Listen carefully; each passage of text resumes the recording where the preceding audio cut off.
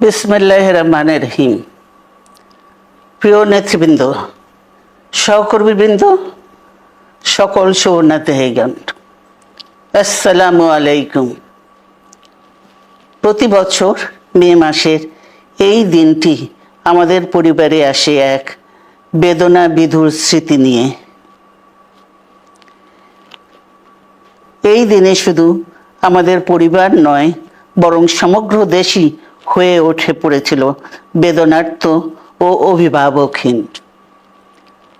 আমাদের প্রিয় মাতৃভূমি বাংলাদেশের জন্মের সাথে জড়িয়ে থাকা এক অবিচ্ছেদ্য নাম শহীদ প্রেসিডেন্ট জিয়াউর রহমান, যে চট্টগ্রাম থেকে স্বাধীনতার ঘোষণা করে তিনি এ দেশের সাথে তার নাম অবিচ্ছেদ্য করেছিলেন।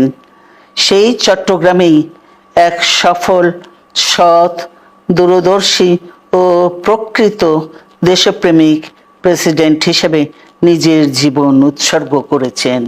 এদেশে গণতন্ত্র, স্বাধীনতা, সংবাদপত্র ও বিচার বিভাগের স্বাধীনতা, স্বনির্ভরতা ও উন্নয়ন এবং নিজস্ব জাতীয়তাবাদ সৃষ্টির অনন্য রূপকার শহীদ জিয়া, যে গণতন্ত্র প্রতিষ্ঠা আর সার্বভৌমত্ব রক্ষার লড়াইয়ে তিনি শাহাদাত বরণ করেছেন, সেই গণতন্ত্র নিরবচ্ছিন্ন যাত্রা আজও বাধাগ্রস্ত হচ্ছে প্রতি পদে পদে।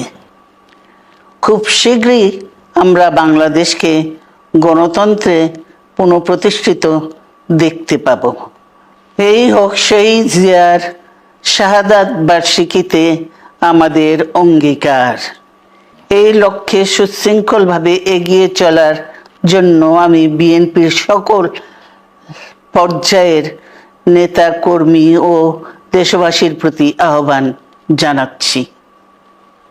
মনে রাখবেন, সবার জন্য গণতন্ত্র ও উন্নয়নের মাধ্যমে সকল সমস্যার সমাধানের যে রাজনীতি শহীদ জিয়া রেখে গেছেন, তা বাস্তবায়নের মাধ্যমে তার প্রতি শ্রদ্ধা জানাতে হবে। আমরা তার বিদায়ী আত্মার মাগফিরাত কামনা করছি। আল্লাহ হাফেজ। বাংলাদেশ জিন্দাবাদ।